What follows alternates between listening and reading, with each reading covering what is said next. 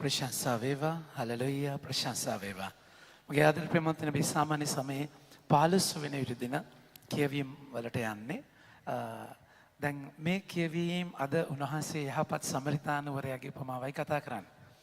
දැන් යහපත් සමරිතානුවරයාගේ උපමාව කතා කරද්දී ඔබ මම ඔබගේ මගේ සහෝදරයාට ආදරය කරන සියුම් විදිහ. දැන් අපි ගිය සතිය අයිති කරගත්තේ මොකක්ද? ගිය සතිය අයිති කරගත්තේ උන්වහන්සේ යන්න කියනවා වගවල්ලසුන් මැදට වෘකයෝ බැටළුවෙක් යවනවා වගේ මඟ බොය යවනවා. පසුම්බියක්වත් මල්ලක්වත් අරගෙන පූර්ණව යැපෙන්න. ඒ කියන්නේ අගපේ ආදරයක්, self giving, තමුගේ ජීවිතේ කඩලා දෙන ආදරයක්. ඉතින් මේ ආදරය කරන විදිහේ තවත් ගැඹුරක් තමයි යහපත් සමරිතානුවරයාගේ උපමාවේදී අපි දකින්නේ. ඉතින් දැන් මෙතනදී මගේ ආදර ප්‍රේමන්තනි ඔබ මම අයිති කර ගන්නට ඕනේ අද පළවෙනි කියවීම ගන්නේ උන්වහන්සේ ද්විතීය නීති සංග්‍රහය. දැන් ද්විතීය නීති සංග්‍රහය ගත්තාම දැන් පුරාණයේ ඉඳන්ම උන්වහන්සේ ඊශ්‍රායල් ජනතාව තෝරගෙන දෙවියන් වහන්සේ විශේෂිත ජනතාවක් විදිහට පත් කරලා එයාලට විශේෂයෙන් පනත් දෙනවා. දස පනත කියන්නේ ඒකයි. පනත් දීලා කියනවා ඔබ මේක පිළිගපු පදිද්දි මම ඔබගේ දෙවියන් වහන්සේ වෙනවා, ඔබ මගේ ජනතාව වෙනවා. එතකොට ඒ දයාබරත්වයක්, ඒ විශේෂත්වයක් එක තමයි ස්වාමීන් වහන්සේ කටයුතු කරන්නේ. ඉතින් ද්විතීය නීති සංග්‍රහය ගැන කතා කරද්දී ඒකේ පසුබිම මෙන්න මෙහෙමයි වෙන්නේ. තෝරාගෙන ඇත්තේ ද්විතීය නීති සංග්‍රහයේදී ද්විතීය නීති සංග්‍රහයේ සමහර කොටස් කාලයේ අවශ්‍යතාවයන්ට අනුව පසුව එකතු කර සකස් කළ ඒත් මෝසස්ගේ නීතියේම පුනරුක්තියකි. රිපටිෂන් කියන්නේ රිපීට් වෙන තැන. එය ලේඛන ගතව ඇත්තේ ක්‍රිස්තු පූර්ව 6 සියවස් වලදීය. අදර නියමිත උපුටණයට අනුව බැබිලෝනියා විප්‍රවාසයේ සිට පොරොන්දු දේශයට නැවත පැමිණියවුන් හට දෙවියන් වහන්සේ විසින් දී තිබෙන නීතිය ගැන මෝසස්තුමා ඔවුන්ට අනුශාසනා කරන අයුරු පෙන්වා දෙයි. මේ ඔවුන්ට තේරුම් ගත නොහැකි වක් නොවේ. ඒ හුදෙක්ම මනෝමය උද න්‍යායාත්මක යොමුවක් සහිතව අහසේ හා මුහුදේ හෝ පාවෙන්නක්ද නොවේ. එය එදිනදා ජීවිතයට සම්බන්ධ ප්‍රායෝගික දෙයකි. දැන් ද්විතීය සංග්‍රහය කතා කරන්නේ උන්වහන්සේ පොරොන්දු දේශයට ආවයින් පස්සේ එයාලා පිළිපදින්නට ඕන නීතිය මොකක්ද? දැන් ඒ නීතිය කියලා කියද්දී මගේ ආදර ප්‍රේමාන්තයනි ඒක නිකන් පිළිපදින්න බැරි අහසේ තියෙන දෙයක් නෙමෙයි. ඒක මහා දයාබරව ස්වාමින් වහන්සේ ඔබව මාව මෙහෙවන්න ප්‍රායෝගිකව ඔබට මට ඉෂ්ට කරන්න පුළුවන් දෙයක්. දැන් එතනදී තමයි අපි මේ අත්දැකීම ගන්නෙ මොකක්ද මේ වචනේ කතා කරලා කියන්නේ. මොකද අද සුවිශේෂතාවයින් පස්සේ අපි දකිනවා මොකක්ද ඇයි මේ නීතිය පළවෙනි කියවීම සුවිශේෂයට කොහොමද සම්බන්ධ වෙන්නේ කියන එක, කොහොමද මේ නීතිය එතනට සම්බන්ධ වෙන්නේ කියන එක. ඉතින් ද්විතීය සංග්‍රහයේ අද පළවෙනි අපි අත්දකින තැන අපි අයිති කරගන්නවා 10 සිට 14 අපි මේ ආකාරයෙන් කියවනවා.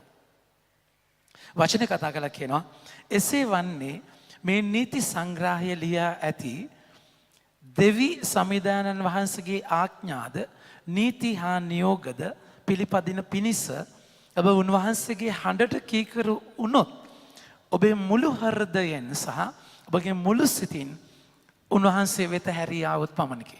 දැන් එසේ වන්නේ කියලා කියන්නේ මොකක්ද? ඒ කියන්නේ පුරාණයේ දැන් මේක මෙහෙම වෙන්නේ මෙහෙම කරොත් මොකක්ද ඒක? වචනේ කතා කරලා කියනවා මගේ ආදර ප්‍රේමාන්තයනි 6 වෙනි වගන්තිය ඔබ ඒ රටට පදිංචිව ජීවත් වෙමින් ඔබේ මුළු හෘදයෙන්ද මුළු සිතින්ද ඔබේ දෙවි සමිදාන වහන්සේට ප්‍රේම කරන පිණිස උන්වහන්සේ ඔබේ සිතෙන්ද ඔබේ දරුබුණුබුරන්ද සිත්වලද පාප මල කපා හරිනසේක. තවද දෙවි සමිදාන වහන්සේ ඔබට පීඩා කළ ඔබේ සතුරන් පිටද ඔබට වෛර කළ අය පිටද මේ ශාප සියල්ල වැටෙන්නට සලසනසේක. ඔබ යලිස් පැමිණ සමිදාන වහන්සේගේ හඬට කීකරුව මා ඔබට අද පනවන උන්වහන්සේගේ ආඥා සියල්ල පිළිපදින්න හොය. 9 වෙනි වගන්තිය බලන්න. 2:39 දෙවි සමිදානන් වහන්සේ ඔබ කරන සියලු වැඩ කටයුතුද බහුලව සඵලවත් කරනසේක. දෙවි සමිඳුන් වහන්සේ ඔබ කරන සියලු වැඩ කටයුතු බහුලව සඵලවත් කරනසේක. ඔබට සෙත සලසමින් ඔබේ දරු සම්පතද ගව සම්පතද ගව භෝගද වර්ධනය කරනසේක. උන්වහන්සේ ඔබේ පියවරුන් ගැන ප්‍රීති ප්‍රමෝද වූවක් මෙන් ඔබට සෙත සලසන පිණිස ඔබ ගැනද ප්‍රීති ප්‍රමෝද වනසේක. එසේ වන්නේ මේ නීති සංග්‍රහය ලියා ඇති දෙවි සමිධානගේ ආඥා නීති නියෝග පිළිපදින පිණිස උන්වහන්සේගේ හඬට කීකර වුවොත් ඔබේ මුළු හෘදයෙන් ඔබ මුළු සිතින් උන්වහන්සේ වෙත හැරියවොත් වනේ. ඒ කියන්නේ සඵල වෙන්නේ මේ නීතිය ඉෂ්ට කරද්දී. දැන් ඒක උන්වහන්සේ ඔබට මට දෙන පුරාණයේ දෙන බෝනස් එකක්. ඒ කියන්නේ ඒක ඉෂ්ට කරාම මේක දෙනවා. අර සාමාන්‍ය තලයේ පුංචි ළමයෙක්ට අපි තෑග්ගක් දීලා ඕනේ වැඩේ කරගන්න. හැබැයි හරි පරිණත තැනට ආවයින් පස්සේ ඒක එහෙම තැනකට වඩා ජේසු තාත්තා කියන දේ කරේ ඒ පනත් ඉෂ්ට කරේ තෑග්ගක් ලබන්න නෙමේ. තාත්තට දෙන ආදරය කොච්චරද කියනවා තාත්තා කියන දේ මං අහනවා එච්චරයි. එහෙම තැනක අපි වර්ධනය වෙන්නට ඕනේ. එතනදී පුරාණයේ හැමතිස්සෙම නීතියත් එක්ක ආශිර්වාදය ගලනවා. ඒ කොහොමද? නීතිය හරහා තමයි සම්බන්ධ වෙන්නේ. සම්බන්ධකම හරහා තමයි ආශිර්වාදය ගලන්නේ. අද සම්බන්ධය කැඩුණායින් පස්සේ සාපය විපත කියන එක ආවා. ඉතින් උන්වහන්සේ ඉල්ලන දේ මොකක්ද? මුළු සිතින් මුළු හෘදයෙන් ඔබේ මුළු සිතින් උන්වහන්සේ වෙත හැරියවොත් පමණයි. ඒ කියන්නේ මේ නීතිය ඉෂ්ට කරන්න ඕනේ. දැන් නීතිය ඉෂ්ට කරන්නන් වාලේ කරලා වැඩක් නෑ. ඔබගේ මුළු සිත එතන තිබුණ නැත්තම් ස්වාමීන් වහන්සේත් එක්ක සම්බන්ධතාවයත් එක්ක මගේ තාත්තා කියන දේ මම කරන්න ඕනේ කියන ආදරය තිබුණ නැත්තම් ඒ නීතිය තේරුමක් නැහැ. ඒක ඉතින් පුරාණේ නම් එකයි. හැබැයි ඒක මොකද වෙන්නේ? ඒක අර ග්‍රන්ථයකට නීති මාලාවකට සම්බන්ධ වෙලා හුදෙක් නීතිය විතරක් ඉෂ්ට කරලා ඒක ඉෂ්ට කරාම ගැලවෙනවා. ඒ කියන්නේ සම්බන්ධතාවය අමතක වෙලා නීතිය විතරක් ඉෂ්ට කරලා ගැලවෙන්න උත්සාහ කරා. ඒකයි පරිසිවරු විනයදරු මෙලෝ ආදරයක් නැහැ, කැක්කුමක් නැහැ, දයාබරකමක් නැහැ. නීති විතරක් ඉෂ්ට කරනවා. ඒ විතරක් නෙමෙයි අදත් එහෙමයි සමහර වෙලාවට. ඉරිදා පල්ලියනවා, කොමිසම් කරනවා, යාඥා කරනවා. ඒක මේ නීතියක්. ඒකම තෝ ඒ හරහා සම්බන්ධකමක අත්දැකීමක් යාලට නැහැ. අදින් උන්වහන්සේ කතා කළා කියනවා ඔබ මුළු සිතින් මේක පිළිපදිද්දී ඒක වෙනවා. ඔබ උන්වහන්සේගේ හඬට කීකර වුණොත් ඔබේ මුළු හෘදයෙන්ද මුළු සිතින්ද උන්වහන්සේ වෙත හැරී ආවොත් පමණකි. ඊළඟ වාක්‍ය ගන්න. මා ඔබට අද නියම කරන මෙම පනත දුෂ්කර එකක්වත් ඉටු කරන්නට අපහසු එකක්වත් නොවේ. උන්වහන්සේ ඉල්ලන දේ අමාරු නෑ. ඒ ඉල්ලන සරල කමේ හිටියොත් ඔබට අමාරු නෑ. ඒක අපි තමයි අමාරු කරගන්නේ. ඒ කියන්නේ උන්වහන්සේ කවදාවත් අපිට කරන්න බැරි දෙයක් කියන්නේ නෑ. කරන්න බැරි දෙයක් කියලා තේරුමක් නෑ. නර්සරි ළමයෙක්ට ඒ ලෙවල් පේපර් එකක් දෙන්නේ නෑනේ. ඒක එහෙම වෙන්නේ නෑ. එහෙම කරන්නේ නෑ. නැත්නම් මොනම් වයර් මාරු වෙලා ඉන්නේ. ඒ වගේ උන්වහන්සේ කවදාවත් අපිට දැන් මේක අපේ මුලින් නම්ම මොකද්ද තියෙන්නේ? මුලින් නම්ම බෑ. ඒක අමාරුයි. කරන්න බෑ. හරියට සම්බන්ධුන් නැත්තම් කනෙක්කුන් නැත්තම් ඔබට ඒක කරන්න බෑ. එක්සැක්ට්ලි. හැබැයි සම්බන්ධ වෙන තැන ඔබට කරන්න පුළුවන්. බැරි දෙයක් කියන්නේ කවදාවත් දරන්න බැරි පරීක්ෂාවක් උන්වහන්සේ දෙන්නේ නැහැ. ඒකයි මේකට තව පොඩි සම්බන්ධ වෙනවා නම් එක කොරින්ති 10 වෙනි පරිච්ඡේදයේ උන්වහන්සේ හරි ලස්සනට අපිට කතා කරලා කියන වචනයක් තියෙනවා 13 වෙනි වගන්තියේ. උන්වහන්සේ කතා කරලා කියනවා මගේ ආදර ප්‍රේමන්තයනි පොදුවේ හැම මිනිසෙකුටම මුහුණ පාන්නට ඇති පරීක්ෂා හැර අනෙකක් ඔබ වෙත පැමිණ නැත. ඔබට දරාගත නොහැකි පරීක්ෂා ඔබ පිට පැමිණීමට ඉඩ නොහැර ඔබට පරීක්ෂා දැරිය හැකි වනසේ ඒ සමග ගැලවීමේ මගක් සලසා දෙන දෙවියන් වහන්සේ කෙරෙහි විශ්වාසය තැබිය හැකිය. දරන්න බැරි දෙයක් දෙන්නේ නැහැ. ඒකත් එක්ක ශක්තිය උන්වහන්සේ දෙනවා. ඉතින් ඒක මහා දයාබර ලස්සන අත්දැකීමක්. එතෙන්ටයි ස්වාමීන් වහන්සේ ඔබව මාව කැඳවන්නේ. ඉතින් වචනේ කතා කරලා කියනවා ඒක ඔබට පිළිපදින්න අමාරු දෙයක් නෙමෙයි. මා ඔබට අනුකරන මේ පනත දුෂ්කර එකක්වත් ඉටු කරන්නට පහසු එකක්වත් නොවේ. ඒ ඇත්තේ අහසෙහි නොවේ. එබැවින් එය අසා ඉටු කරන පිණිස අප වෙත ගෙන එන්නට කවරෙකු ආසට නගින්නද කියා කිසිවෙකුට. ඒ කියන්නේ මේ එක්ස්කියුසස් දෙන්න එපා. ඒක ඈතයි. ඒක කවුද මට ගෙනත් දෙන්නේ? මේවා අදාළ නැහැ. ස්වාමීන් වහන්සේ දයාබරව මේක ඔබගේ මගෙන් ඉල්ලන දේ ස්වාමීන් වහන්සේ හරිම සරලයි. තේරෙනවද? හරිම සරලයි. ඕකේ කිසිම කොම්ප්ලිකේටඩ් ගතියක් නැහැ. අපි තමයි ඕක තනිකර කොම්ප්ලිකේටඩ් කරගෙන තියෙන්නේ. දසබනද ගත්තාම සරලයි. ඕකේ කිසිම පටලැවිලි සහිත තැනක් නැහැ. ඒ සරල තැනින් ස්වාමීන් වහන්සේ කතා කරන්නේ වචන ගන්න. එය ඇත්තේ අහසේ නොවේ. එබැවින් ඒ ආසා ඉටු කරන පිණිස අප වෙත ගෙන එන්නට කවරෙක් ආස නැගිද කිව නොහැකිය. ඊළඟ වංගති ගන්න.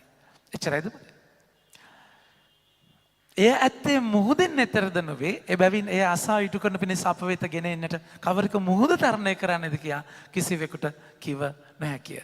මගේ ආදර පින්වත්නි, ඒක නිසා එතනින් ගේන්න අරහෙන් ගේන්න ඕන කතන්දරයක් මෙතන නැහැ. ඒක ඔබ ඉස්සරහා තියෙනවා. සරලව ස්වාමීන් වහන්සේ ප්‍රකාශ කරලා තියෙනවා. ඒ ප්‍රකාශ කරපු නීතිය ඔබ ඉෂ්ට කරන්නට ඕනේ. වචන එච්චරද? ඒ වචනය ඔබ ඉටු කරන පිණිස එය ඔබට ඊතා ලංව ඔබේ තොල් මතද ඔබේ සිතෙහිද ඇත්තේය. මගේ ආදර පින්වත්නි, ඒක හරි ළඟ දෙයක් ඔබට ඒක ඔබට ඉෂ්ට කරන්න පුළුවන්. දැන් මේ ඉල්ලන දේ මොකක්ද? දැන් මේක තේරුම් ගන්නට ඕනේ. දැන් මේක මගේ ආදර පින්වත්නි, උන්වහන්සේ දසපනත දෙද්දී දසපනත හරහා උන්වහන්සේ ඒගොල්ලෝ කඩාගත්ත පනත් 613කට ඊට පස්සේ ඒව කඩාගත්ත තව කෑලි ගොඩකට එහෙම තැනක් තමයි මේක තියෙන්නේ. ඒ කඩාගත්ත හරි කොම්ප්ලිකේටඩ්. නමුත් ස්වාමින් වහන්සේ ඉල්ලන දේ හරිම සරල දෙයක්. ඒතර උන්වහන්සේ කියනවා මේ ඉල්ලන දේ ඔයාට හොයන්න යන්න ඕනේ නැහැ. ඒක මම ඔබට ඔබගේ තොල් මත තියෙනවා. ඒක ඔබට ඉෂ්ට කරන්න පුළුවන්. ඉතින් මගේ ආදර ප්‍රේමන්තනි, ඒක ඒ නීතියේ උන්වහන්සේ ජේසුස් කියන්නේ මම ව්‍යවස්ථාවලිය අසම්පූර්ණ ආකරන්න නෙමෙයි ආවේ. ඒක සම්පූර්ණ කරන්න ආවේ. ජේසු ඒක පූර්ණව ඉෂ්ට කරලා ඒක ඉෂ්ට කරන්න බලය ඔබට මට ශුද්ධාත්මය යනවා හරහා දීලා තියෙනවා. උන්වහන්සේ කියනවා මම ජෙරමියා 31 උන්වහන්සේ කතා කරලා කියනවා මගේ ආදර ප්‍රේමන්තනි, මම ඒක ඔබගේ හදවතේ ලියන අත්දැකීමකට යනවා. 31 මට මතක හැටියට. ජෙරමියා පොතේ ජෙරමියා 31 උන්වහන්සේ කතා කරලා කියනවා මේක උන්වහන්සේ විසින් වදාන්නසේක ඊශ්‍රායල් අජුනග වචනේ මම ඔබට කියන්නම්. මොකද වෙන්නේ?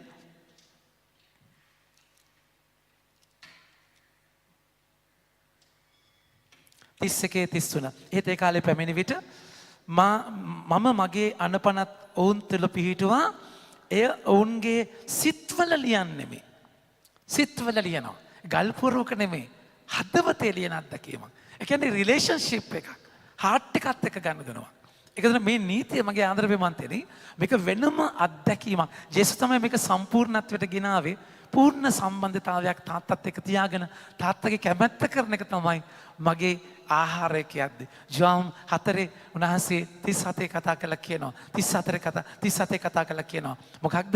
මා එව් තැනන් මාගේ භෝජනය නම් මා එව් තැනන් වහන්සේගේ කැමැත්ත කිරීමත් එය සම්පූර්ණ කිරීමත්. ජෝම් 4:37 උන්වහන්සේ කතා කරලා කියනවා. 34 සමාවෙන්න. ජෝම් 4:34 කියනවා මා එව් තැනන් වහන්සේගේ කැමැත්ත කිරීමත් උන්වහන්සේගේ කාර්ය නිමාවට පත් කිරීමත්ය. මගේ භෝජනය. ඒක උන්වහන්සේ මහා ආදරයකින් කරපු අත්දැකීමක්. දැන් අපිට ඇත්තටම නීතිය මොකක්ද? ස්වාමීන් වහන්සේ මට කියන දේ දසපනත සමහර වෙලාවට මල වදයක්. ඒ කියන්නේ මේක බෝල් ටැනයක්. මේක කරගන්න අමාරු දෙයක්. ඇයි? රිලේෂන්ෂිප් එකක් නැති නිසා. ශුද්ධාත්මයන් තමයි රිලේෂන්ෂිප් එක ගේන්නේ. එතකොට මොකද වෙන්නේ? ඔබ ගලාති 5:18 කතා කරලා කියනවා ශුද්ධාත්මයන් ආවයින් පස්සේ ඔබ තුළ මොකක්ද වෙන්නේ? ගලාති 5:18 කියනවා ඒත් ආත්මයන් වහන්සේ විසින් මඟ පෙන්වනු ලබන්න වුනම් ඔබ ව්‍යවස්ථාව යටතේ නොසිටින්න ඕය.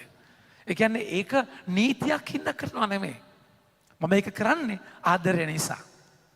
ආදරය නිසා. ඒක මහා දයාබරව කරන දෙයක්. ඉතින් ඒක මම මිසම තුල ලස්සන තැන් දෙකක් දකිනවා. ඉරිදා පූජාවට වෙන එක ගොඩාක් වෙලා නීතියක් නේ හරි. ඒක ණය මංගල්‍යයක් නේ. ණය ඉතින් ඒක අනිවාර්යෙන් යන. හැබැයි ජේසුස් එක්ක පෝය කියද්දි නීතියක් නැහැ. ජේසුස් එක්ක පෝයට ළමයි එන විදිය. ඒකලා ආසාවෙන්. ඊළඟ මොකද්ද? කමියුනිටි කිචන් එකට උයන් එන විදිය. තේරුණාද කියන එක. ඒකත් එන්න ආදරෙන් ආසාවෙන් එන දෙයක්. ඒක වෙනම අත්දැකීමක්. දර නීතියෙන් එහා ගිය දයාබර ආදරයක් එක්ක කරන තැන. ඉතින් අපි ගොඩාක් වෙලාවට අපි පූජාවට එන්නත් එහෙමයි. පූජාවට එන්නත් ඕනේ නීතියක් හින්දා නෙමෙයි. ඔබත් ඒක මහා ආදරයෙන් සම්බන්ධ වෙන තැනක අපි එතන එන්නේ. ඉතින් මේ පසුබිමත් එක්ක මගේ ප්‍රේමන්තනි අද අපි සුවිශේෂයට යනවා. අද සුවිශේෂයේ අර මම කිව්ව සේවය ආදරය කියන එකේ ගැඹුරු අත්දැකීමකට ස්වාමීන් වහන්සේ ඔබ මාව අරගෙන යන්නේ. ප්‍රශංසා වේවා. හලෙලුයා. ප්‍රශංසා වේවා. අපි ලුක්තුමාගේ සුවිශේෂයේ 10 වෙනි පරිච්ඡේදයේ 25 වෙනි වගන්තය කියනවා. එක්තරා විනයදරයෙක් නැගිට උන්වහන්සේ පරීක්ෂා කරමින් ගුරුදේවයනි සදාතන ජීවනය හිමි කරගන්න සඳහා මා කුමක් කළ යුතුදැයි ඇසීය. විනයදරය කියලා කියද්දී අර නීතියට සම්බන්ධ කෙනෙක්. එතකොට ෆරිසීවරු විනයදරය ෆරිසීවරු කියන සෙට පාට් වෙන් කරපු පිරිසක්. විනයදරය කියන්නේ විනය පිටකය උගන්වපු කෙනා. ඒ කියන්නේ ඒක උගන්වනවා. එයා තමයි ඉගැන්නුවේ ඒක. එයා ඒක නීතිය ගැන පරතරයට දැනගෙන හිටිය කෙනෙක්. එයා ඒක උගන්වනවා. ඉතින් මේ විනයදරයා කියද්දී ඒගොල්ලෝ ගුණාක් වලට පරිසීවරු විනයදරයෝ මෝසස්ගේ ව්‍යවස්ථාවත් එක්ක හිටපු නිසා ජේසුව මහා ද්‍රෝහියෙක් විදිහට දැක්කේ. ඒතර එයාලා ගොඩාක් වෙලාවට කුරුමානම් ඇල්ලුවා ජේසුව වචනයෙන් අල්ලගෙන අමාරුවේ දාන්න. ඒක රෝමයට කියලා මරන්න නැත්නම් මිනිස්සු කුලප්පු කරලා ජේසුගේ ප්‍රසිද්ධිය නැති කරන්න හැමතිස්සෙම බලාගෙන හිටියා. ගිය සතියේ උන්වහන්සේ මොකද්ද කියන්නේ? මම ඔබව යවන්නේ වගවලසුන් මැදට වගවලසුන් මැදට බැටළු පැටියෙක් වගේ. මේ ජේසු මේ ලෝකෙට ආවෙත් උන්වහන්සේගේ තාත්තගේ බැටළු පැටියෙක් විදිහට වගවලසුන් මැද හැමතිස්සෙම කුරුමානම් අල්ලලා හිටියේ ජේසුව විනාශ කරලා දාන්න මගේ ප්‍රේමන්තනේ. එහෙම තැනකයි මේ අත්දැකීම එන්නේ. ඉතින් මෙතන වචනේ කතා කරලා කියනවා එක්තරා විනයදරේ නැගිට උන්වහන්සේ පරීක්ෂා කරමින්. දැන් මේ පරීක්ෂා කරන වචනය මගේ ප්‍රමාණිත ග්‍රීක එන්නේ කොහොමද එන්නේ? ෆෙරිසාසොන්. ඒක වෙන්නේ EKPE එක එහෙම එන්නේ ෆෙරිසාසොන් කෙසේ වෙතත් ඒකේ තේරුම තමයි මොකද්ද? ටෙස්ටිමනි සමහර ටෙස්ටිං and trap කියන එක. ටෙස්ටිං කියන වචනය පරීක්ෂා කරන්නත් වෙනවා. ඒක පරීක්ෂා කරන වචනයත් එනවා. ඒ වගේම ග්‍රීක අර්ථය ඇවිල්ලා උගුලක්. ජේසුව උගුලකට දාගන්න. දැන් අපි දකිනවා ජේසුව නිරන්තරයෙන්නේ බදු ගෙවන්න ඕනද කියලා අහනවා. එතකොට ඒක උගුලක් ගෙවන්න කිව්වොත් එහෙම මිනිස්සු ගහනවා, ගෙවන්න එපා කිව්වොත් රෝමේ මරනවා. මේ පෞකාර ශ්‍රීට ගල් ගහන්න දෙපාද කියලා අහනවා. ගල් ගහන්න කිව්වොත් එහෙම ජේසුගේ දයාවට විරුද්ධ වෙනවා. ගල් ගහන්න එපා කිව්වොත් මෝසස්ගේ ව්‍යවස්ථාවට විරුද්ධයි කියලා මිනිස්සු කුකුලප්පු කරනවා. ට්‍රැප් එකක්. ඒ නිසා තමයි ඒකයි මේ වචනය ග්‍රීක වචනේ ගන්නෙ ජේසු අහු කරගන්න වෙනවා. ඉතින් වලසුන් මැද බැටළුවෙක් වගේ.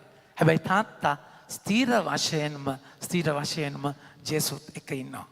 ඉතින් ඒ අරගලයේදී පරීක්ෂා කරමින් ගුරු දේවයනි ඒ කියන්නේ උගුලකට අහු කරන්න චීස් කෑල්ලක් තියන්න එපා කන.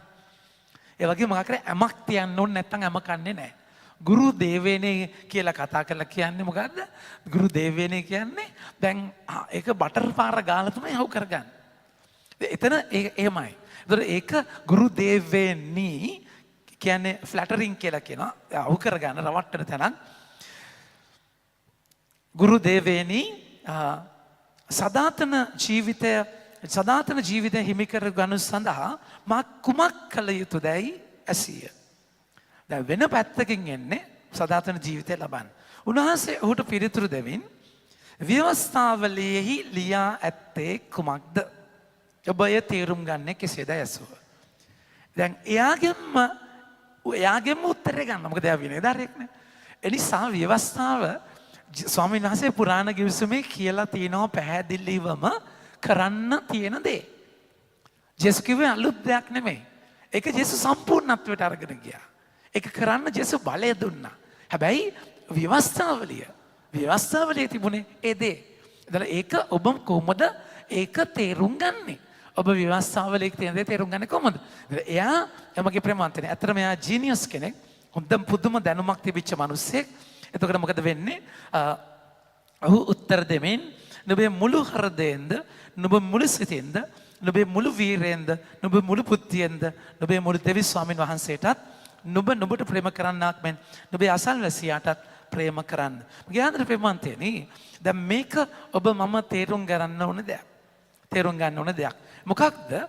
දැන් පුරාණ ගිවිසුමේ හීබ්‍රු කන්ටෙක්ස්ට් එකේ බයිබලයේ තිබුණේ පුරාණ ගිවිසුම විතරයි. ජේසුස්ගෙන් පස්සේ නව ගිවිසුම තියෙනවා. එතකොට මේ පුරාණ ගිවිසුමට අපි කියන්නේ තනාක් කියලා. TANAKH තනාක්.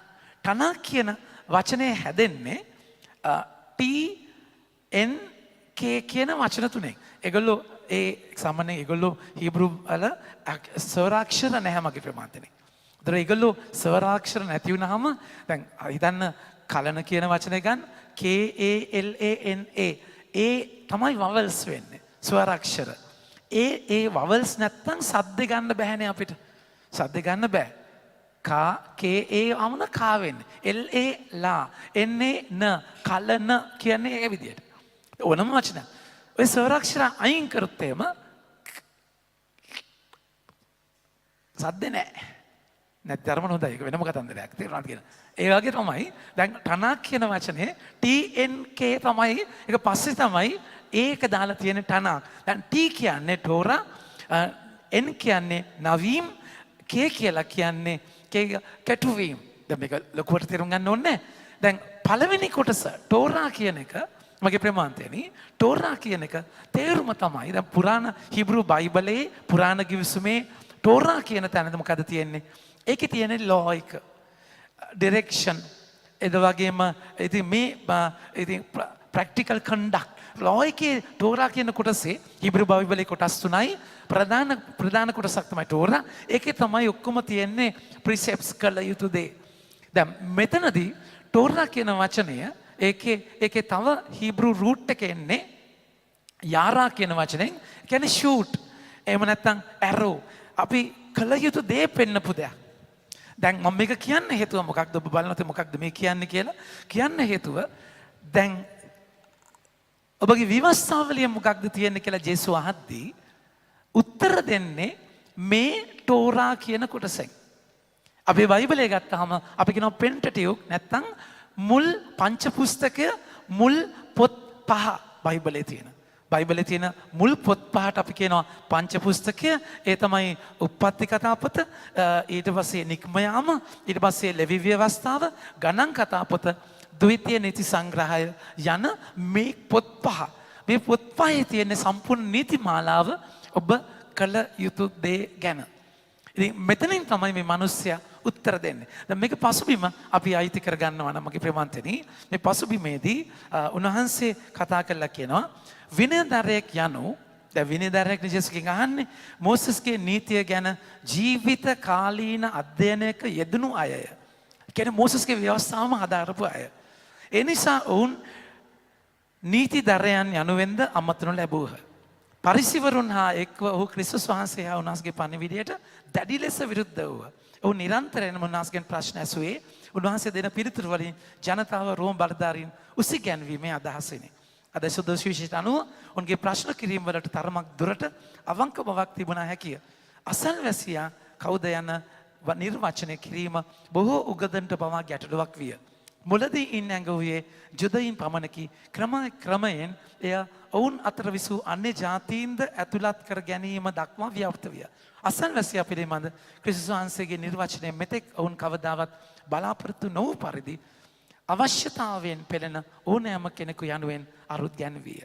දැන් මේ පසුබිමේදී එයා උත්තර දෙනවා මොකක්ද මේ විනයදරය හද්දී සදාතන ජීවිතය ලබන්න ඔබ තේරුම් ගන්න මොකක්ද කියලා හද්දී එයා උත්තර දෙනවා ද්විතීය නීති සංග්‍රහයේ 6:5 පළවෙනි කොටස ඔබ උත්තර දෙමින් ඔබගේ මුළු හෘදයෙන්ද මුළු සිතින්ද ඔබ මුළු වීරයෙන්ද ඔබේ මුළු බුද්ධියෙන්ද ඔබේ දෙවි ස්වාමීන් වහන්සේට ප්‍රේම කරන්න. ඒක එක. ද්විතීය නීති සංග්‍රහයේ 6:5 තියෙන. මේක කොටස් දෙකක් එකතු කරනවා. ඊට ලෙවි ව්‍යවස්ථාවේ 19 18 තමයි තියෙන්නේ. නුඹට ප්‍රේම කරන්නාක් මෙන් නුඹේ අසල්වැසියාට ප්‍රේම කරන්න. මගේ ආදර ප්‍රේමවන්තනි ඒකයි මම කිව්වේ මේ විනයදරා ජීනියස් කෙනෙක් කොහොමද අර පුරාණයේ තියෙන ද්විතිනි සංග්‍රහයේ කොටසයි ලෙවි ව්‍යවස්ථාවේ කොටසයි එකට දාලා එයා උත්තර දෙන්නේ. එතනදී නුඹට ප්‍රේම කරන්නාක් මෙන් අසල්වැසියාට ප්‍රේම කරන්න. ජේසු කතා කරලා කියනවා සිම්පල් තේරෙනවද කියන උන්වහන්සේ ඔබේ උත්තරය හරිය. එසේ කරන්න එවිට ඔබ ජීවත් වන්නේය. දැන් මගේ ප්‍රේමවන්තනි ජේසු කියන්නේ කවුද? ජේසු කියන්නේ වඩුවෙක්ගේ පුතෙක්. එයාගේ ප්‍රොෆෙෂන් එකත් වඩු වැඩ. තේරෙනවද කියන එක? මේ විනයදරෙක්. මෙන්න පුරාණේ ඉඳන් ඉගෙනගෙන මේ මිනිස්සයා කියනවා ඔබ කිව්ව දේ හරි. දැන් මේ කියන්නේ ඒක තරන්න පුළුවන් දෙයක් නෙමෙයි. දැන් මෙතන මෙහෙම කොහොමද අපිට කියන්නේ? දැන් එතනදී මගේ ප්‍රේමවන්තනි ඒ පසුබිමත් එක්ක මොකද වෙන්නේ? ඔබ කිව්ව හරි ඒ දේ කරන්න. එයාලා අතාරින්නේ නැහැ. ඊට පස්සේ ඔබට ප්‍රේම කරන්නාක් මෙන් අසල්වැසියාට ප්‍රේම කරන්න කියලා කියනවා. ඊළඟ ප්‍රශ්නේ කවුද අසල්වැසියා? කවුද අසල්වැසියා? තේරෙනවද කියන එක? කවුද අසල්වැසියා? මොකද ඒ කාලේ ප්‍රශ්නයක් තිබුණා. ජුදා ජාතිකයෙක්ට අසල්වැසියා වෙන්නේ ජුදා ජාතිකයෙක් විතරයි. විජාතීන් ඔක්කොම අසල්වැසියෝ නෙමෙයි. ඒක ඒ වගේ කවුද අසල්වැසියා කියන එක ඒ කාලේ ලොකු ප්‍රශ්නයක්. තේරෙනවද කියන එක? දැන් කවුද නායකයා කියන එක අපේ ප්‍රශ්නයක් තියෙනවා. කවුද ජනාධිපති වෙන්නේ? කවුද අගමැති නැද්ද? කවුද මේක ප්‍රශ්න ගොඩක්. ඒ කාලේ ප්‍රශ්නේමයි අපේ ප්‍රශ්නේ මෙහෙමයි. තේරෙනවද කියන එක? මගේ ආදර ප්‍රේමවන්තනි කවුද අසල්වැසියා කියන එක ඒ කාලේ තිබිච්ච ප්‍රශ්නයක්. ඉතින් මොකද වෙන්නේ? ඒ Taman නිදොස් බව දක්වන්නට කැමතිව මගේ අසල්වැසියා කවරෙක්දයි ජේසුස් වහන්සේගෙන් ප්‍රශ්න කළේය. උන්වහන්සේ පිළිතුරු දෙමින් මෙසේ වදාළසේක. දැන් තමයි සමරිතානුවරයාගේ උපමාව අපි කතා කරන්නේ. මොකද වෙන්නේ? එක් මිනිසෙක් ජෙරුසලමෙන් ජෙරිකෝව බලා යද්දී සොර මුලකට අසුවිය. අගේ ප්‍රේමවන්තනි ජෙරුසලමෙන් ජෙරිකෝවට යන ගමනේදී හොර මුලකට අහුවෙන්නේ. දැන් ජෙරුසලම ජෙරිකෝව කියන්නේ මගේ ආදර ප්‍රේමවන්තනි ජෙරුසලම කියන්නේ බුදු මට්ටමේ ඉඳන් කිලෝමීටර ගාණක් උස තැනක්. ජෙරිකෝව ඊට වඩා පහත් තැනක්. එතකොට මේක ඒ ගමන අමාරු ගමනක්. ඒක අමාරු ගමනක තමයි යාලා ගියේ. දැන් මේ මිනිස්සයා සාමාන්‍යයෙන් මේ ජෙරුසලමෙන් ජෙරිකෝවට යන පාර ගල් මුල් වලින් ඔය කඳු වලින් පිරිච්ච තැනක් නිසා හොරුන්ට තිබුණා. හොරුන්ට ලේසියෙන්ම එතනට ගහන්න මංකොල්ලකාරයෙක් ගොඩාක් හිටිය පැත්තක්. ඒකේ පාරේ තනියම යන එක මෝඩ වැඩක්. තේරුණාද කියන්නේ? ඒක තනියම එක පඬිතෙක්. නැත්තම් මුකුත් වෙන්නේ නැහැ කියලා හිතපු කෙනෙක්. දැන් මේ ගමනම ප්‍රශ්නයක් මගේ ප්‍රේමවන්තනි. ඒ ගමනම ප්‍රශ්නයක් ජෙරුසලමෙන් ජෙරිකෝවට යන අත්දැකීම. චුට්ටක් නතර කරන්න පුතේ.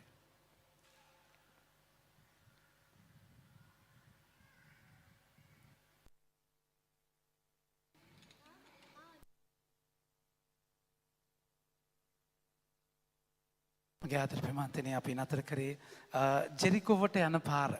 එතකොට ජෙරිකෝවට යන පාර ගැන කතා කරාම ඒක ඇවිල්ලා එක සාමාන්‍යයෙන් අමාරු පාරක්. ඒතර කඳු හෙල් නිම්න වලින් පිරිච්ච පාරක්. ඒ පාරේ යද්දි මිනිස්සුන්ට හැංගිලා ඉඳලා මංකොල්ලකාරයන්ට පහර ගන්න පුළුවන්.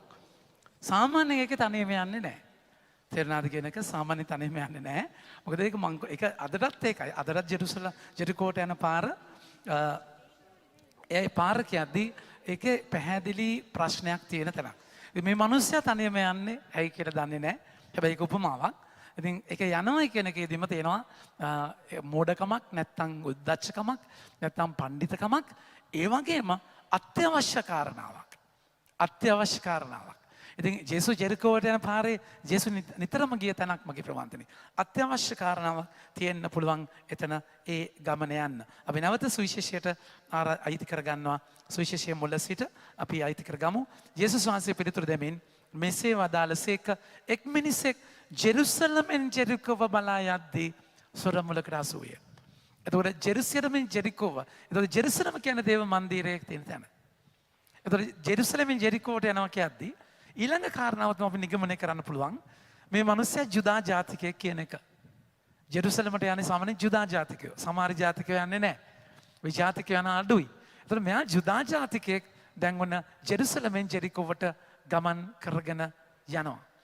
යනකොට සොර මුලකට අසු වෙනවා. දැන් මොකටද මේ කියන්නේ? මොකක් සඳහාද ජේසුස් මේ උපමාව කියන්නේ? කවුද සහෝදරයා? බලද්දී කියන්නේ බැලු බැලමට පේන්නේ කොහෙද යන්නේ මල්ලේ ටිපි ටිප් වගේ කතන්දරයක් තමයි තියෙන්නේ. නේද? ඒ කියන්නේ මේ මොනවද නේ කියන්නේ කවුද සහෝදරයා? ජෙරිකෝ වලට යන පණුස්සෙක් යනවා සොරමුලකට අහුවෙලා එයාට පහර ගහනවා. මොකද වෙන්නේ? වචනේ කතා කරලා කියනවා ඉතින් සොරමුලකට අහුවෙලා ඉතින් එතන පහර දෙනවා සමාවිනාරකින්. ජේසුස් වහන්සේ ජෙරුසලමෙන් ජෙරිකෝ බලයදී සොරමුලක අසුවිය සොරු ඔහුගේ වස්ත්‍ර පැහැරගෙන ඔහුට තලා පෙලා ඔහු අඩපණ කොට දමා යන්නට ගියය. මැරුවේ නෑ අඩපණ කරලා වස්ත්‍ර කඩා දාලා අඩපණ කරලා ගියා. ළමයික මම පස්සේ තේරුම් කරනවා කෑලි කෑලි එක මම තේරුම් කරා නම් මට මම අඩපණ වෙන්න ගන්නවා මිනිස්සු බලාගෙන ඉන්න තැන තේරුණාද කියන එක. ඉතින් ඒගොල්ලෝ පූජාවට ආව නිසා ඒකට නතර කරේ. ඉතින් එතනදී මොකද වෙන්නේ? එයාලා වස්ත්‍ර කඩා දාලා අඩපණ කරලා දාලා යනවා. දැන් මගේ ආන්දර පින්වත්නි දැන් මේ මිනිස්සයා පාරේ වැටලා ඉන්නේ නැද්දි දැන් කවුද සහෝදරයා කාටද සහෝදරයා බලන්න වචනේ කතා කරලා කියනවා ඒ අතර එක් පූජකයෙක් අහම්බෙන් ඒ මග යනුවේ ඔහු දැක පාරේ අනිත් පැත්තෙන් ගියේ. අහම්බෙන් ඒ පාරේ යනවා. ඒ කියන්නේ එයා ජෙරුසලමට යනවද ජෙරුසලමෙන් මේ පැත්තට එනවද කියන එක හරියටම දන්නේ නැහැ. හැබැයි අපි හිතමු ජෙරුසලමේ පැත්තට එනවා කියලා. ජෙරුසලමේ ඉඳන් ජෙරිකෝවට එනවා නම් දැන් පූජකයෙක් මගේ ප්‍රමාන්තනේ. පූජකයෝ එදා සමාජයේ අද සමාජයේ පූජක අතර වෙනසක් තියෙනවා. එදා සමාජයේ පූජකත්වයේ ලැබුණේ පරම්පරාවෙන් පූජක පැලැන්තියක් පෙළපතක් තිබුණේ.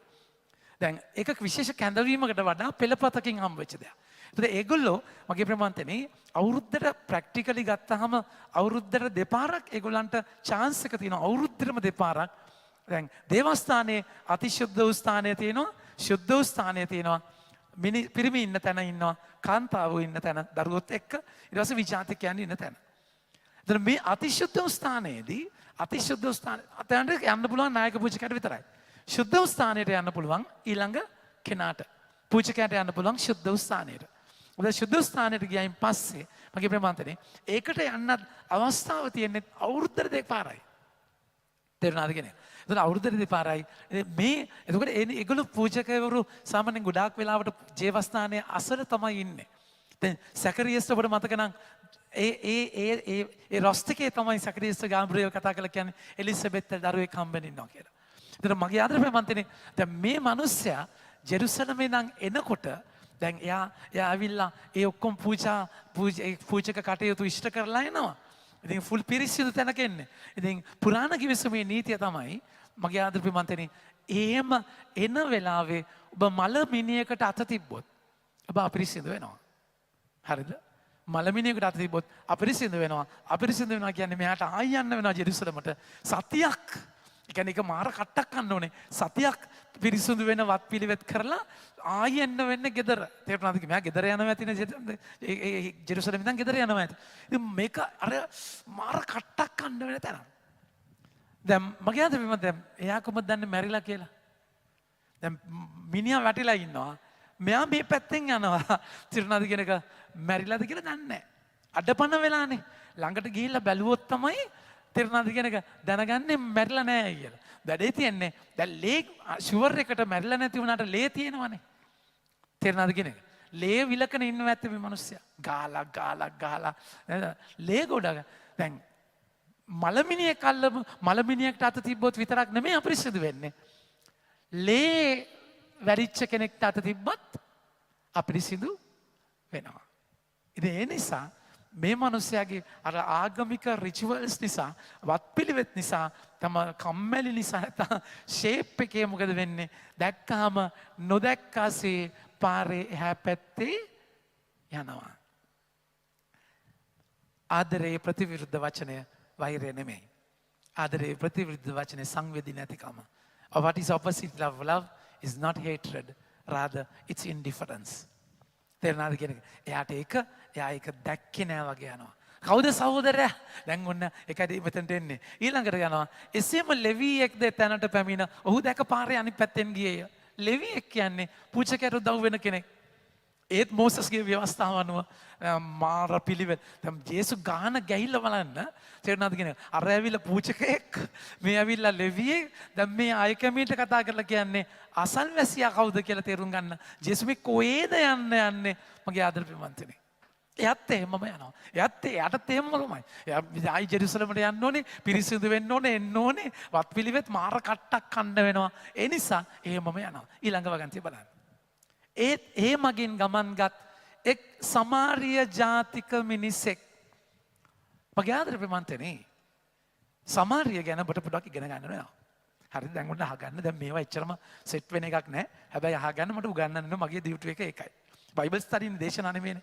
ඉතින් දැන් ඔබට මම මේ වෙනකොට ගන්නලා තියෙනවා උත්තර රාජ්‍ය දක්ෂිණ රාජ්‍ය කියලා. හරිද? මතකයි නේද? මතකයිනේ. උත්තර රාජ්‍ය දක්ෂිණ රාජ්‍ය. ඊට පස්සේ උත්තර රාජ්‍යයේ ගෝත්‍ර 10ක් තියෙනවා. දක්ෂිණ රාජ්‍ය 2ක් තියෙනවා. ජුදෙයා සහ බෙන්ජමින්. ඒතකොට තමයි ජෙරුසලම තියෙන දක්ෂිණ රාජ්‍යයේ. උත්තර රාජ්‍යයේ ගෝත්‍ර 10ක් ප්‍රධාන නගරය වෙන්නේ සමාරිය.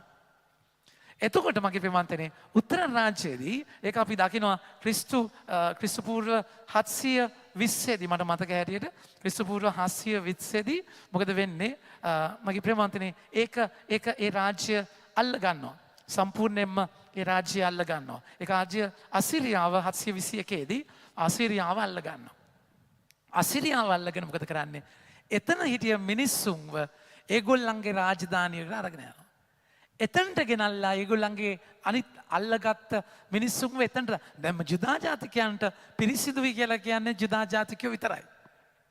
දැන් එතන ඇවිල්ලා සමාරියන් කියන්නේ අර අසිරියාවේ අනිත් ජාතීන් මිශ්‍ර වෙලා විවාහ වෙලා කියන්නේ පටලවිච්ච කට්ටියක් හිටියේ. ජුදා ජාතිකයන්ට ඒගොල්ලෝ ඇවිල්ලා අපිරිසිදු ජනතාවක්. මොකද ජුදා ජාතිකේ මුහු වෙන්නේ විවාහ වෙන්නේ ජුදා කාන්තාවන් විතරයි. එතන මගේ ප්‍රියමන්තනේ ඔය දේ නිසා එයාලා නිරන්තරයෙන්ම දක්ෂිණ රාජ්‍යය තමයි දේවමාලිගාව තිබුණේ උත්තර රාජ්‍ය දේවමාලිගාව තිබුණේ මේ රාජධානි දෙක අතර නිරන්තර ප්‍රශ්නයක් තිබුණා. ඒතකොට ඒක තමයි සමරිතානුස්ත්‍රියගේ අහන්නේ ඔබත් අපත් අතර මොන ගනුදෙනුවක්ද කියලා. තේරෙනවද? ඔබයි වතුර එල්ලන්නේ මගෙන් මම සමාරියා ජාතිකයෙක් ඔබ ජුදා ජාතිකයෙක්. දැන් මේ සමරිතා ජේසු ගන්නේ සහෝදරයා කවුද කියන තැනදී මේ ජම්මන්ත වෛරක සතවර්ෂ 6කට වඩා මේ වෛරය තිබුණා. දැන් මේ වෛර තියෙන මිනිස්සෙක් තමයි යන්නේ. හරිද? හැබැයි සමරිතානු ජාතිකයෙක්. සමරිතානු ජාතිකයෙක් යද්දි මොකද වෙන්නේ? දකින්නවා වැටිලා ඉන්න මිනිස්සයව. මොකද කරන්නේ? වචන මනස ගත්තාම ඒ මගින් ගමන්ගත් එක් සමාරිය ජාතික මිනිසෙක් ඔවුහුන් තැනට ඔහු දැක අනුකම්පා උපදවා. මහා අනුකම්පාවකින් මගේ ප්‍රියමන්තනි ජේසු නිරන්තරයෙන් කිව්වා මහා අනුකම්පාවකින්. බැටළුන් එඬේරෙක් නැති බැටළුවන් වගේ අය මහා අනුකම්පාවකින් දැකලා. තේරුණාද කියන එක? මහා අනුකම්ප. ජේසු හරියට නිකන් මේ ජේසු වගේ එයා දකින්නේ දැන් ජේසු එතන මේක සෙන් අගස්ටින් මගේ ප්‍රියමන්තනි මේක සමාන කරනවා ජේසුට. සමරිතානුවරයා තමයි ජේසු. තේරුණාද කියන එක? ජෙරුසලම තමයි ස්වර්ගය. ජෙරිකෝවට යන පාර තමයි මගේ ප්‍රියමන්තනි ස්වර්ගය ජෙරුසලම වෙද්දී ජෙරුසලමට යන පාර තේරුණාද? ජෙරිකෝවට යන පාර තමයි අපේ පෞකාරකම. ඒ හොරමුල තමයි යක්ෂයා සහ උගේ සගයෝ. තේරෙනවද කියන එක? සගයසවගේ සගයෝ ඒ හරියට ඒ වගේ ගමන් අගස්තුතුමා කතා කරන කෙනා. ඒතර ඔබ දන්නවා මේකේ තානායම් හිමියෙක් ඉන්නවනේ. තානායම් හිමියෙක් අපි ඉස්සරහට බලනවා. එයාට බාර දෙද්දී එයා කියනවා එයාවිලා පාවුලතුමා වගේ කියලා. ඒ කියන්නේ විජාතිකයන් බලා ගන්න කෙනා. පාවුලතුමා වගේ තානායම් හිමියා. මේ එක උදාහරණ සම්බන්ධතාවත් එක්ක මොකද වෙන්නේ? දැන් ජේසු දකිනවා දැන් මේ සමරිතානුවරයා මහා අනුකම්පාවකින් ඒ කියන්නේ ඩියුටි එකක් කරනවා කියන අර්ථයෙන් නෙමෙයි කැක්කුමකින් කරන්නේ. නීතිය හදවතේ ලියලා තියෙන්නේ. ඒ කියන්නේ මම අසල්වැසියාට ප්‍රේම කරන්න කියලා අර විනයදරයා තමාටමෙන් තමාන අසල්වැසියාට ප්‍රේම කරන්න කියලා ප්‍රතිපත්තියක් විදිය කියද්දි මෙතනදී මේ මිනිස්සයා එහෙම එකක් නෙමෙයි. ඒක ඇත්තටම හදවතින්ම කරන දෙයක්.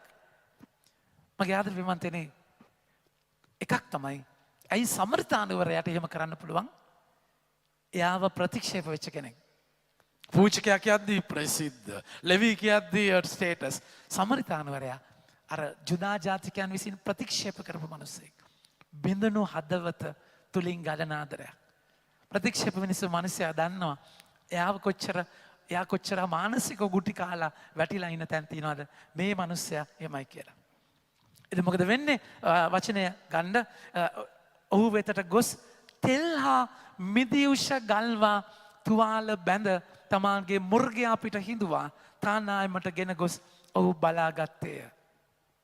මගේ අදට බැවන්තනේ out of the way ගිහිල්ලා මේ කටයුත්ත කරන්න. ඒතර එයා ගාව තෙල් තියෙනවා, මිදිඋෂ තියෙනවා. මිදිඋෂ කියද්දී ඒගොල්ලෝ තුවාල වලට දැම්මා ඒ කාලේ. ඉතින් මේ ඒ කියන්නේ ආයේ ගමන යද්දී එයා ගාව ඔක්කොම තියෙනවා හරියට. හරියට ජේසු වගේ. ජේසු ඔබ මාව හොයාගෙන ඇවිල්ලා වැටිච්ච ඔබව මාව තේරුණාද කියන එක. වැටිච්ච ඔබ මාව කියන්නේ සබාව වගේ. ඒ කියන්නේ ඔබ මාව තුවාල වෙච්ච තැනින් ඔබට මට තෙල් ගාලා කියලා කියද්දී තෙල් කියද්දී ශුද්ධාත්මාලේපය කියලා අපි විශ්වාස කරනවා. මිදිඋෂ කියලා කියද්දී සක්‍රමේන්තු කියනවා. ඒ කියන්නේ නාසිකේ සබ්දිව්‍ය සප්‍රසාදයට සම්බන්ධයි. එතකොට එතනදී උන්වහන්සේ ඒ කියන්නේ එතනදී මාව බලාගෙන මුර්ගයා පිට තබාගෙන තානායම කියන්නේ මොකක්ද? එයා බලාගත්ත තැන. ඒක සබාව. ඒ කියන්නේ ඒ වැටිච්ච මිනිස්යාව ගොඩනගන තැන තමයි කතෝලික සභාව කියලා ගන්නෙ. එක කෙනාගේ අර්ථකථන. සභාවේ තමයි ඒ තුවාල වෙච්ච මිනිස්යාව සක්‍රමේන්තුවල පව් සමාව සක්‍රමේන්තුවේ ජීව සප්‍රසාදේ පෝෂණය කරලා හදා ගන්න තැන. මොකද වෙන්නේ? තානායමට අරගෙන ගිහිල්ලා මොකද පහුදා ඔහු රිදී කාසි දෙකක් ගෙන තානායම් කාර්යයට දී ඔහු බලාගන්න මේට වැඩියෙන් ඔබ වියදම් කරන යම් තරමක් ඇද්ද නැවත ආවිට මම ඒ ඔබට ගෙවන්නේ මේ කීය. මගේ ප්‍රේමන්තනේ ඒ වෙලාවෙත් ගෙවලා ඒ මිල ගෙවන්නේ ක්‍රිස්තුස් වහන්සේ. ඒ සමරිතානුවරයා හරියට ජේසු වගේ. ජේසුගේ රෝල් එක මිල ගෙවලා ආපහු මම එනවා. ඒ මොකක්ද කියන්නේ? මේ ඇවිල්ලා එක අර්ථකථනයක් හොඳේ. ආපහු මම එනවා කියද්දි ජේසු මොකද කියන්නේ? මම මගේ දෙවනි පැමිණීම වෙනකන් සභාවට ඒ තුවාල වෙච්ච මිනිස්සයව බාර දීලා තේරුණාද කියන එක. අපි අගොස්තුන මුතුමා කියන්නේ ආදම්ම නැත්නම් fallen man වැටිච්ච මිනිස්සයව සභාවට බාර දීලා ජේසු යනවා ආපහු එන්න. මගේ ආදර පින්වත්නි මේක බාහිර අර්ථකථනයක් වෙද්දී ජේසු කතා කළා කියනවා මොකක්ද? ජේසු කතා කළා කියනවා ඊළඟ වගන්ති ගන්න. ඉදින් සොරුන් අතට අසූ ඒ තැනැත්තාට මෙකී තිදෙනාගෙන් අසල්වැසියා වූයේ කවරෙක්ද? දැන් බලන්න වචනයයි. මොකද්ද ප්‍රශ්නය? කවුද අසල්වැසියා? දැන් අයකම අහනවා කවුද මගේ අසල්වැසියා? දැන් මේ උත්තරේ බලන්න. සොරුන් අතට අසූ ඒ තැනැත්තාට වැටිච්ච කෙනාට අසල්වැසියා වුණේ කවුරුද? වැටිච්ච කෙනාට අසල්වැසියා වුණේ. එතකොට අසල්වැසියා කියන බලන්නේ එතනින් බලන්නේ. ඒ කියන්නේ එතන කතා කරන්නේ අර ඇහුවේ මට කවුද අසල්වැසියා කියලා. මෙතන කතා කරන්නේ අසල්වැසියා කියන්නේ වැටිච්ච තැන ඉඳන් අසල්වැසියා වෙන්නේ කවුද? පුච්චකයාට අසල්වැසියක් උනේ නැහැ. ලෙවීවරයාත් අසල්වැසියෙක් උනේ නැහැ. හැබැයි මේ සමරිතානුවරයා තමයි අසල්වැසියෙක් වෙන්නේ. මගේ ආදර පින්වත්නි මේ සමරිතානුවරයාගේ ජීවිතය ගත්තාම ඔබගේ මගේ එක පැත්තකින් ඒ සමරිතානුවරයා ජේසු වෙද්දී ඒ සමරිතානුවරයා වෙන්න ඔබට මට කැඳවීමක් තියෙනවා. උන්වහන්සේ ගිය සතිය ඔබ මාව මෙහෙවරකට යවන්නේ වැටුණු ලෝකයේ ගොඩනගන්න වෘක්කයෝ මැදට බැටළුවා වගේ. දැන් ඔබගේ මගේ ජීවිතයේ සමරිතානුවරයා විදියට යද්දී මේ බිඳුණු ලෝකයේ ඇතුලේ වැටිච්ච කෙනාට ආදරය කරන්නේ කොහොමද? ඔබගේ අසල්වැසියා කවුද කියලා කියද්දී. මගේ ආදර පින්වත්නි ඒ වැටිච්ච කෙනාට ආදරය කරන්න ඔබ තුල මොකක්ද තියෙන? දැන් මේ මිනිස්සයා ඒ කියන්නේ ලොකුවට මේ සමරිතානුවරයා ගත්තාම අර පූජකයා තරම් වත්පොසත්කම් තිබිච්ච කෙනෙකුත් නෙමේ, ලෙවිවරයා වගේත් නෙමේ. එයාට තිබුණ පුංචි දෙයයි. හැබැයි කරන්න චීන චූටි දෙයින් කරන කෙනෙක්. ඒ සමරිතානුවරයා එයා වෙනුවෙන් මුදල් දුන්නා ඔක්කොම හරි ඔක්කොටම වඩා මොකක්ද දුන්නේ? මගේ ආදර පින්වත්නි වෙලාව. එයාගේ වෙලාව දුන්නා. එයා මේ ලෙඩ්ඩු හොයාගෙන ගියා කෙනෙක් නෙමෙයිනේ. රෙස්කියු ටීම් එකක එක්කෙනෙක් නෙමෙයිනේ. ලෙඩ්ඩු හොයාගෙන ගියේ නෑ. යනකොට දැක්කාම එයාත් අර මෑ වගේම වැදගත්කමකට යනවා ඇත්තේ. එයාගේ ෂෙඩියුල් එකක් තියෙනවා. ඒ ෂෙඩියුල් එක කඩලා එතන නතර වෙනවා. අපිට කඩන්නම මාර්ගෝකයි. අපි හරි බිසි. දැන් අපේ ෂෙඩියුල් එක කඩන්න කැමති. මම දැන් මට එක සෑහෙන දුරට තියෙනවා ෂෙඩියුල් එක කඩනවා කියන එක හරි අමාරුයි. තේරෙනවද? හවස නිදා ගන්න ෂෙඩියුල් එකේම සෑහෙන කඩන එක සෑහෙන අමාරු දෙයක්. ඉතින් මේවා මට පර්සනලි අභියෝග වෙනවා. ඉතින් ෂෙඩියුල් එක මම බලාපොරොත්තු වෙන ඒ රාමුව කඩලා එයාට වෙලාව දෙනවා. ඒක වෙලාව දීලා මගේ ප්‍රේමන්තනේ out of the way. ඒ කියන්නේ අමතර සැතක්මක් එක්ස්ට්‍රා මයිල්. එයාව කරේ තියාගෙන එයාව සතාගේ පිට තියාගෙන ගිහිල්ලා තානායමට බාර දීලා මුදල් ගෙවලා බලා ගන්න කියලා. ඒ කියන්නේ ඒකේ මගදී නතර කරන විෂන් එකක් නෙමෙයි. අන්තිම දක්වාම ආදරය කරනවා. අපිට පටන් ගන්න ලේසි, ඉවර කරගන්න හරි අමාරුයි. තේරෙනවද කියන එක? කරගෙන යද්දි අනේ මේ අපෝ මල්ල වද්දයක් අප්පා මේ මොන කරදරයක්ද බන්දනේ මේ අහක යන අයියෝ. තේරෙනවද? මගදී අපිට ඔය ආදරය කරගන්න අමාරුයි. පටන් ගද්දි හරි. නමුත් ඊළඟ ලස්සන තැන මේ තුවාල වෙච්ච කෙනෙක්ට, වැටිච්ච කෙනෙක්ට මම කියන්නේ කිසිම කෙනෙක් කැමරා එකක්වත් නැත්ද මිනිස්සුවත් ඔඩියන්ස් එකක්වත් කවුරුත් නැති තැනයි ඒ ආදරය කරන්නේ.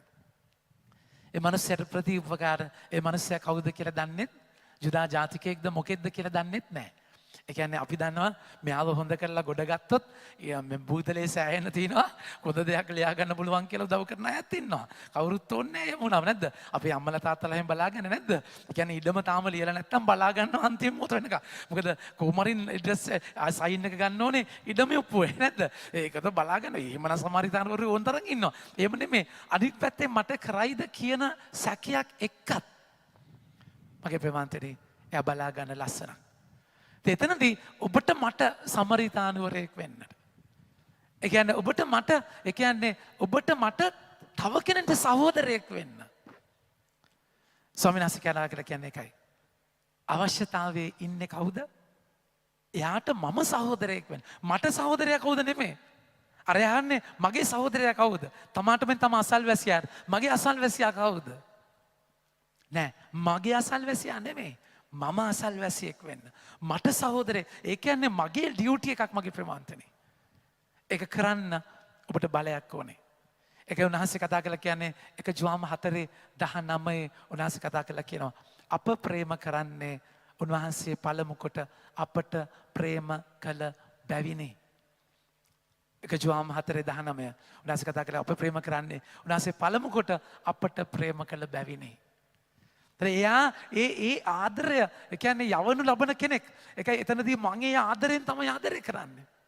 ඊට පස්සේ කතා කරලා කියනවා 20 වෙනි වගන්තියේ ඔහුට 20 වෙනි වගන්තියේ කතා කරලා 1 ජෝවාන් 4:20 උන්වහන්සේ කතා කරලා කියනවා බලන්න අපි නොපෙනෙන සහෝදරයාට නොපෙනෙන දෙවියන්ට ප්‍රේම කරන්නේ කොහොමද? යමෙක් මම දෙවියන් වහන්සේට ප්‍රේම කරමි කියමින් තම සහෝදරයාට වෛර කරයි නම් ඔහු බොරුකාරයෙකි.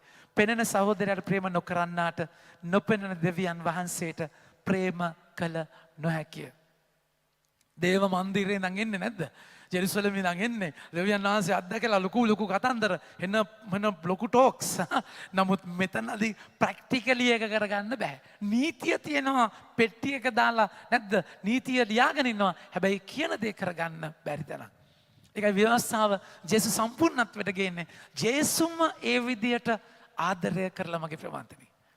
ජේසුම ආදරය කරලා. එතනදී මේකේ කෑලි කැඩෙන තැන් ගොඩාක් තියෙනවා. ඉතින් එතනදී මගේ ආදර ප්‍රේමන්තනේ එයා ඇවිල්ලා තානායමට බාර දීලා ඒ මිල ගෙවනවා. ඒ මනුස්සයාට කොහෙත්ම අවශ්‍යතාවයක් නැහැ මිල ගෙවන්න.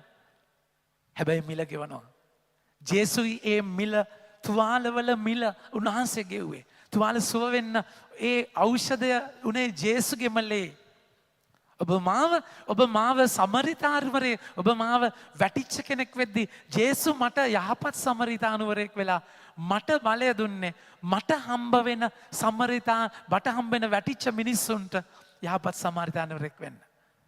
ඒකට බලන්න මේ පූජක මේ දේවස්ථාන කියන ආගමිකයි කියන තල රාමු කඩලා උන්වහන්සේ වෙනම උදාහරණයක් ගන්නෙ ඒක ඔබට බාධාවක් නෙමේ මේ ලෝකේ තත්ත්ව තානාන්තර බාධාවක් නෙමේ ස්වාමීන් වහන්සේ තුල ආදරය කරන්න.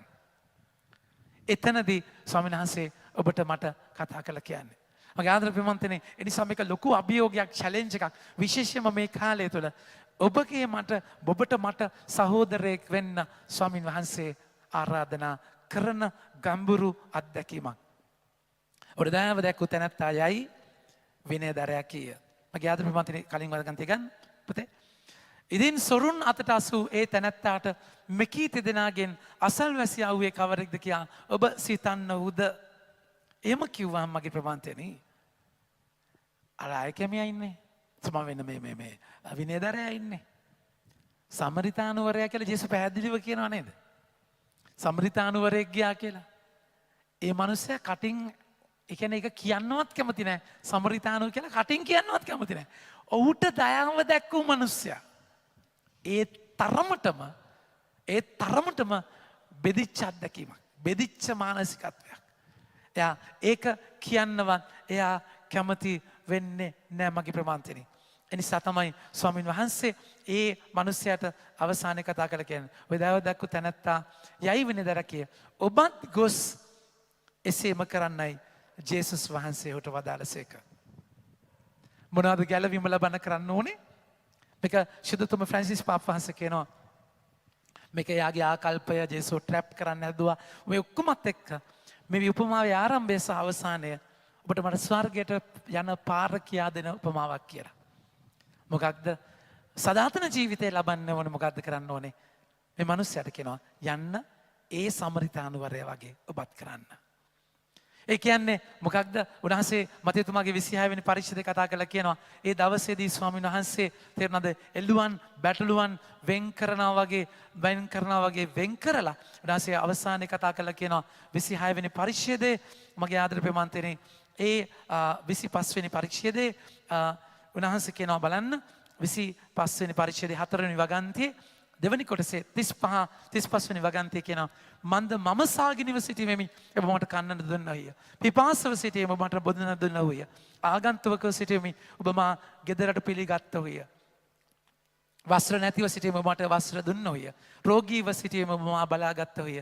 හිරගතව සිටීමෙමි ඔබ මා බලන්න ආවෝයයි වදාළසේක. එන්න සදාතනික විමානවලට එන්න. විනිශ්චය තීරණයක් වෙන්නේ මොකෙන්ද? පල්ලියෙන් නෙමෙයි. කොච්චර පල්ලි ආවද කොච්චර ලැබුවද කොච්චර කොමිසම් කරාද ඒකෙන් නෙමෙයි. ඒක කරන්නේ ඇයි? මම සප්‍රසාදික ජීවිතයකට යන්න ඕනේ. කොච්චර මම ආදරය කරාද? ඒ ආදරය කරන එකෙන් තමයි ඔබ මාව ගැලවෙන්නේ. එනිසා මගේ ආදර පිමන්තිනේ ඒක ජේසුස් චැලෙන්ජ් කරන්නේ.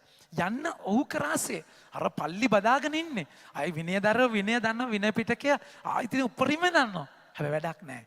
ඒකේ පිටිපස්සේ තියෙන අර්ථය තේරුම එයාලා දන්නේ නැත්තම් මගේ ප්‍රමාන්තනේ. එහෙම දන්නේ නැත්තම් කිසිම තේරුමක් නැහැ. ඉතින් ඒකයි කියන්නේ මේක උන්වහන්සේ අභියෝගයක් කරන්නේ චැලෙන්ජ් එකක් කරන්නේ ඔබට මට එයා කරා වගේ කරන්න. ඒතර මගේ ප්‍රමාන්තනේ එක මේක පාර්ශව දෙකක්. මොකක්ද? එකක් තමයි ඔබ වැටිච්ච මිනිස්සෙක්. ජේසුස් ඔබ ගාවට ඇවිල්ලා ඔබට තුවාල බැඳලා ඔබ ඔසවගෙන ගිහිල්ලා මගේ ප්‍රමාන්තනේ ඔබ සභාවේ ගොඩනගලා ඔබව පෝෂණය කරලා ඔබ සන්නද්ධ කරලා ඔබව ආලේප කරනවා. ඊට පස්සේ අනිත් පැත්තෙන් මොකද්ද? මම යද්දී අතීන්ද ක්‍රිස්තු දේහ මගේ සහෝදරයා වැටිලා ඉන්නේ නැද්දි? යේසුස් කියනවා මේ කුසගිනිව හිටියානම් ඒ හිටිය මමයි. පිපාසව හිටියානම් ඒ හිටිය මමයි. කුස නිර්වස්ත්‍රව හිටියානම් ඒ හිටිය මමයි. මගේ ප්‍රමාන්තනේ. එහෙනම් මට කරන්න. ඒකයි පාළුතුමාගෙන් ක්‍රියාපතේ 9 වෙනි පරිච්ඡේදයන්නේ සාවුලු ඔබ මට පීඩා කරන්නේ මන්ද? ඒ ඇවිල්ලා ක්‍රිස්තුස් වහන්සේමයි මගේ ප්‍රමාන්තනේ. එනිසා එතන ජේසුව දැනකලා අඳුරගෙන ඔබගේ මගේ ජීවිතය කඩලා වැඩිපුර තියෙන දෙයින් නෙමෙයි. සමරිතානුවරයා බැරිව නෑ මට කොච්චර සල්ලි තියෙනවද මම මේක දෙන්නම් පස්සේ මොකද නෑ. එයාගේ තියෙන දෙයින් කඩලා දුන්නේ. අනිත් එයා බලන්න හරි ලස්සනයි. ඒ කියන්නේ එයා ඒ ඔක්කොම එයා ගාව තිබුණා. ඔක්කොම විදි රස ඒ වගේම ඒ තෙල් ඒ ඔක්කොම එයා ගාව තිබුණා. එයා බලා ගන්නට අවශ්‍ය හැම දෙයක්ම. අපි අවසන් කරමු.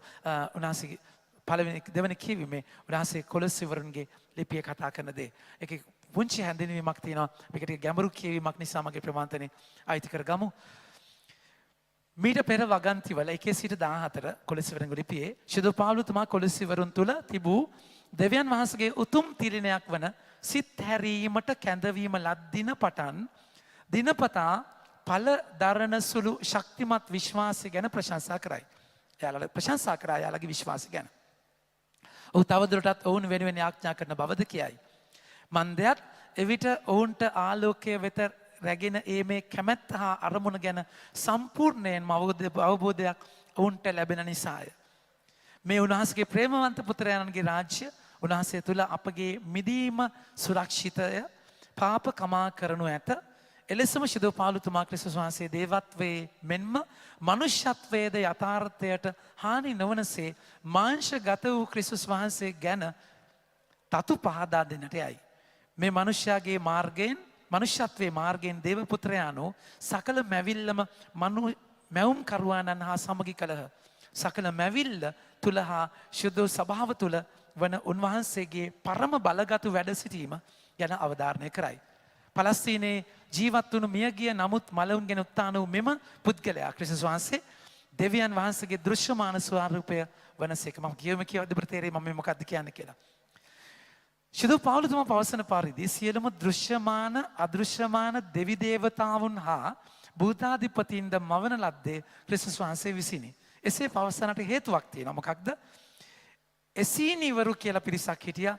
සහ අන් සමහරු සිතුවේ දේව දූතයන්ට මිනිස්යාගේ ගැලවීමේ කාර්ය තුල ඉටු කරන්නට වැදගත් කොටසක් ඇත කියයි. දැන් එයාලා හිතුවේ දේව දූතයන්ටත් මිනිස්යාගේ ගැලවීමට දායක වෙන්න ඕනේ නෑ. එහෙම නෑ. ඒක මේකයි කියන්නේ ජේසුස් තමයි දේව දූතයන්වත් මැව්වේ කියලා කියන්න හේතු උනේ එතරයි. අපි කොලොස්සන ගිලිපිය ගන්නවා මේ කියවපු එක ඔබට තේරෙයි මොකද්ද කියලා.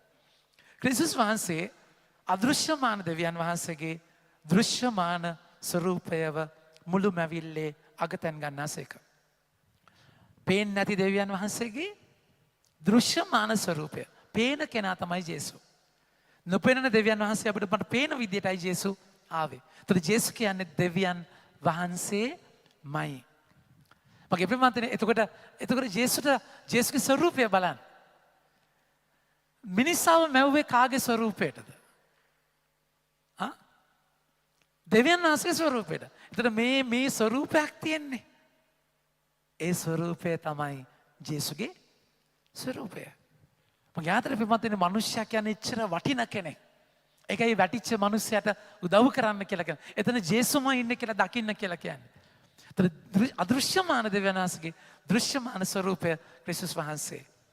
මක්නිසාද සිංහාසන වේවා ස්වාමිකම් වේවා අධිපතිකම් වේවා බලකරාක්‍රම වේවා ස්වර්ගවල සහ පොළොවෙහි ඇති පෙනෙන්නා වූ දේවල්ද නොපෙනෙන්නා වූ දේවල්ද යන සියල්ල උන්වහන්සේ තුලම වන ලද්දේ. ඒ කියන්නේ යාලා විශ්වාස කරපු විදිහට දේව දූතයන්ට අපිට උදව් කරන්න ඕනේ ගැලවීම. ඒව නෑ.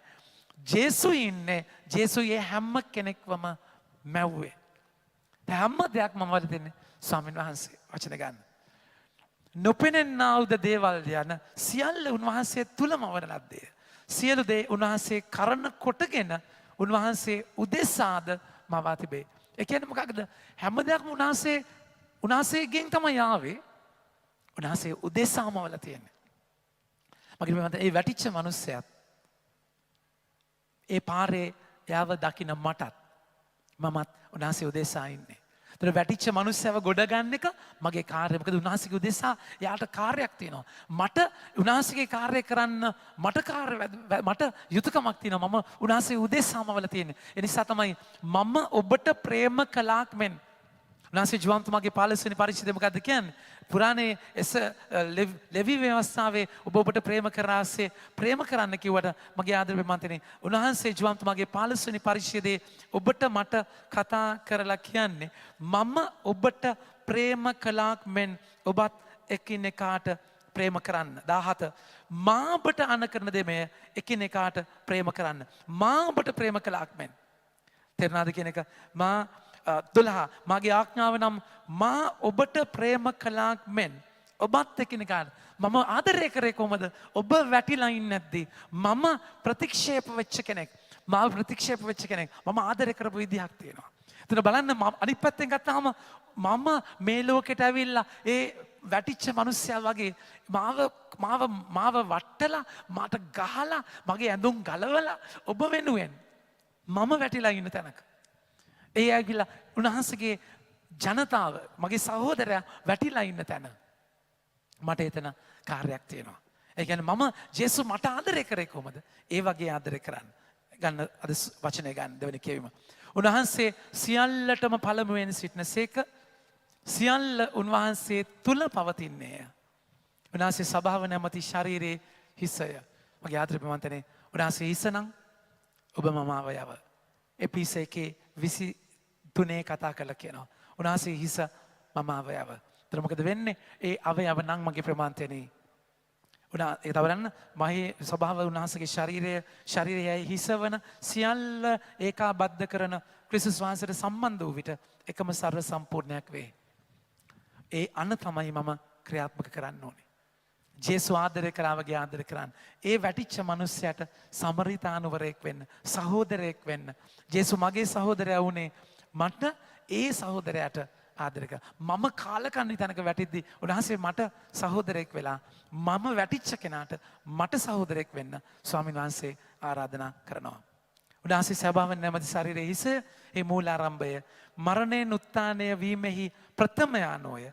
මෙසේ උන්වහන්සේ සියල්ලෙහි අසම සම තැන දරන සේක.